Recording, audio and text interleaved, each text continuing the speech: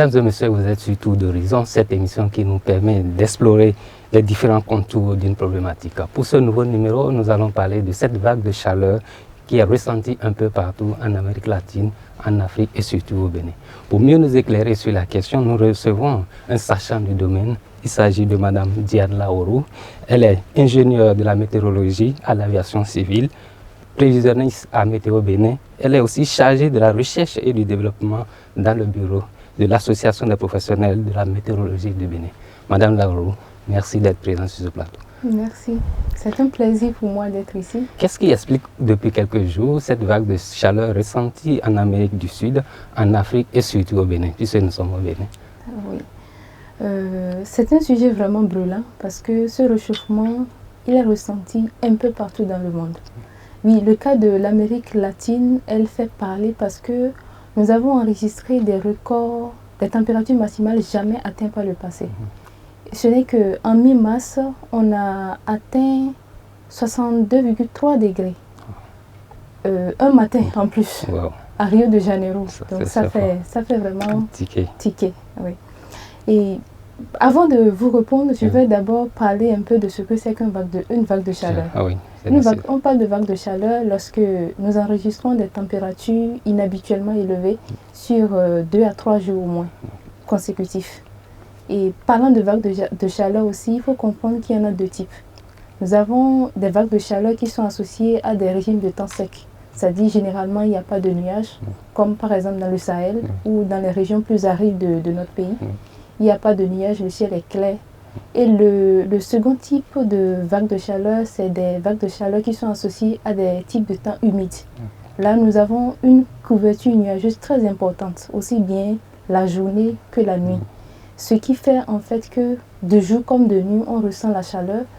Les nuages piègent en fait les gaz à effet de serre et de nuit comme de jour, on a juste une chaleur étouffante. Je pense que c'est ce second type qui est très inconfortant pour la santé humaine et même pour les animaux et les plantes aussi. Donc pour comprendre un peu ces causes, je vais énumérer deux aspects. Il y a l'aspect géographique. Vous avez cité tout à l'heure l'Amérique latine, l'Afrique de l'Ouest. Nous sommes dans la zone tropicale et nous avons un climat typiquement chaud.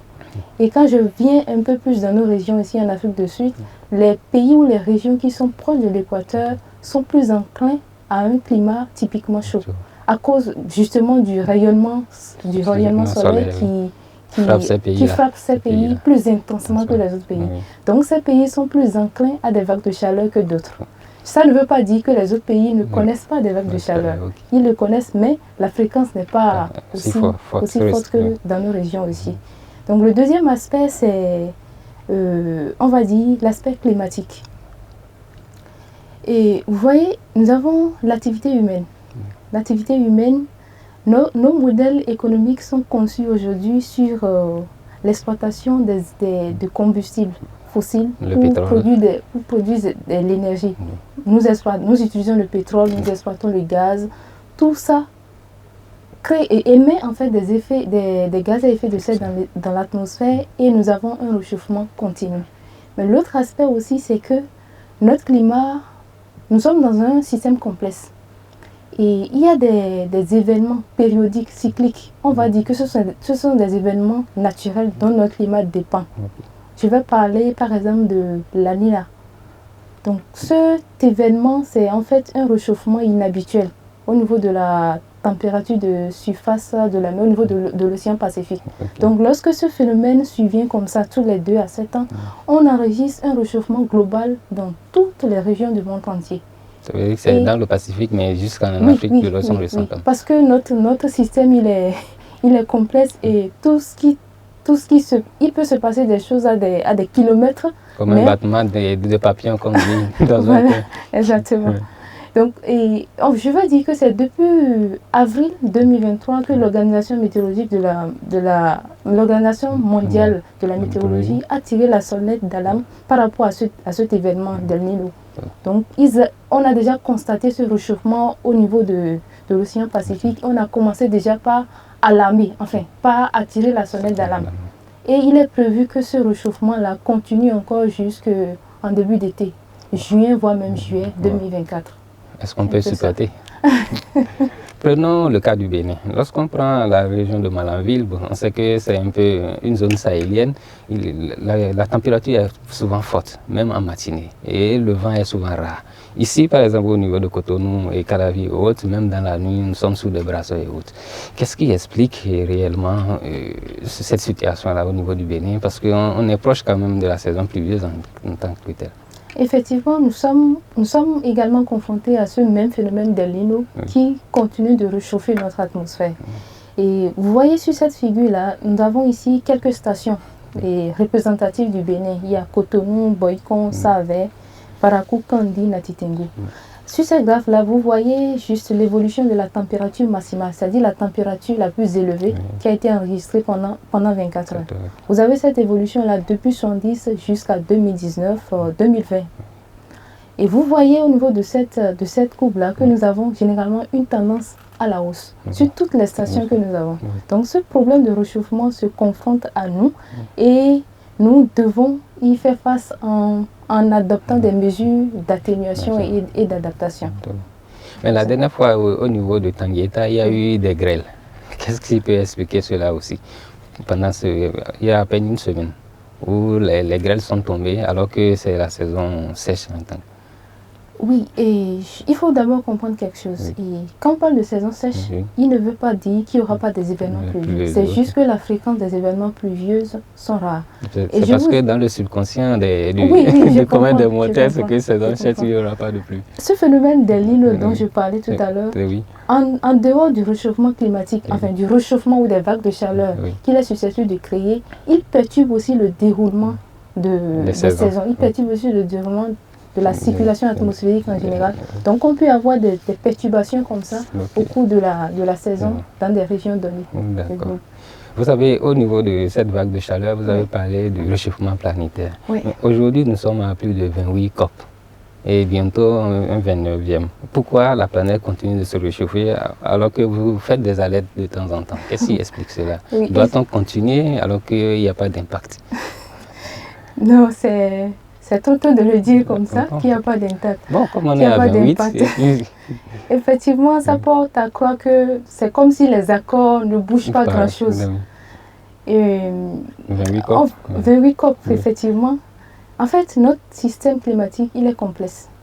Il y a quelque chose qu'on appelle l'inertie de notre système climatique. Vous voyez, les gaz à effet de serre ont un effet persistant, en fait, à long terme. Donc, ce que vous faites aujourd'hui, en émettant les gaz à effet de serre, ils ont un impact à long terme. Ce qui fait que, en fait, les accords ou les efforts de réduction que même les pays sont en train de faire ne sont pas visibles actuellement. Et l'autre chose, notre modèle économique, comme je le disais tantôt, est construit est fortement dépendant de l'énergie fossile. Nous continuons à utiliser du pétrole, à utiliser les gaz. Tant que nous ne tournons pas vers les énergies renouvelables, les efforts-là ne seront pas tant visibles que ça. Vous avez parlé des gaz et des ressources fossiles qui contribuent au réchauffement planétaire. En dehors de ces ressources, est-ce que les activités humaines aussi contribuent? Quand on enlève ces ressources fossiles-là qui sont aujourd'hui utilisées? Oui, effectivement. Bon, mais il faut comprendre que ce n'est pas que les activités humaines qui contribuent au réchauffement climatique, mais elles en sont la principale cause. Et bon, les recherches scientifiques aujourd'hui, il y a une convergence d'idées ou de preuves qui nous amènent à dire que effectivement les activités humaines sont la principale source des réchauffements climatiques. Donc, en dehors de l'exploitation des ressources fossiles, on va dire aussi que notre mode de vie. Vous voyez, on se plaint des vagues de chaleur. Et oui, tout à l'heure, quand je venais, même quand on construit des immeubles, on installe un peu partout de la climatisation. Notre mode de vie, en fait, fait que nous continuons de façon continue à émettre des effets de gaz à effet de serre dans l'atmosphère. Comme je disais, ce n'est pas que l'activité humaine. Donc la variabilité climatique aussi fait que, en fait, notre climat, il a besoin aussi de ce réchauffement-là pour retrouver un certain équilibre. Est-ce que du côté de l'Afrique, on n'est pas un peu protégé quand on prend l'Amérique latine où ils sont souvent en proie à des typhons, à des cyclones et autres? Oui, effectivement, c'est à cause de notre position géographique. Nous sommes proches de l'équateur, donc ces systèmes météorologiques n'ont pas assez de force pour générer ce type de perturbations. D'accord. Ouais. Bon, est-ce qu'au regard de cette vague de chaleur-là, est-ce qu'il y aura d'événements extrêmes, climatiques extrêmes encore? Oui. Ou bien la tendance serait baissière? Non, il y a de fortes probabilités qu'il y ait des événements extrêmes de plus en plus fréquents, mais aussi l'intensité va augmenter au fil des années. Quand on prend même les projections sur le Bénin, là je me suis juste concentrée sur les températures, on voit qu'à l'horizon 2030, 2050 et 2100, si rien ne fait, le réchauffement continue de s'accélérer. On peut même atteindre dans les 3 à 4 degrés. Alors que, de plus, oui, par rapport à ce qui se passe actuellement. Alors que les recommandations, on s'est accordé à se limiter à un réchauffement global de 1,5 degré. Mais là, si tel que les choses se produisent actuellement, si ça continue, on en est loin de ce consensus-là qui a été fait. Maintenant, est-ce que du côté du Bénin, il y a des efforts qui sont faits pour nous amener à baisser, à produire moins de gaz à effet de serre? Vous avez parlé de la climatisation. Je sais qu'en temps, le gouvernement avait pris des mesures par rapport aux importations de certains frigos et autres. Voilà. Si les mesures sont appliquées, voilà, il y aurait forcément de résultats à long terme. Et l'autre chose aussi, nous avons une pratique dans nos régions ici, nous aimons planter les arbres. Donc ce sont aussi ces comportements qu'on doit encourager auprès de nos populations. Il y aura aussi des mesures à prendre du côté du charbon parce que les gens continuent de produire. Parce que chaque jour on voit ces gros camions là qui transportent du charbon aussi. Mais en fait, se tourner vers l'énergie renouvelable, ça nécessite un investissement vraiment consistant. Et le béninois lambda, je ne suis pas sûre que nous avons les moyens de supporter ça. C'est pour cela que je parlais de mesures d'accompagnement de la part du gouvernement pour que les ménages puissent vraiment s'orienter vers ces énergies renouvelables-là. D'accord. Madame, aujourd'hui, au regard de ce qui se passe au niveau du climat, du côté du Bénin ou bien dans le monde, quelles sont les conséquences sur la biodiversité? Je vais d'abord parler de la disparition de certaines espèces. Vous voyez, quand la température se réchauffe, il fait chaud. Et en plus, si le temps est sec, les incendies peuvent se déclencher rapidement. Donc, on peut assister à la disparition de certaines forêts. C'est le cas, c'est ce qui se passe même d'ailleurs en Amérique. Au Canada, on avait vu au Canada pendant des semaines. Voilà. Et l'autre chose aussi, il y a un risque pour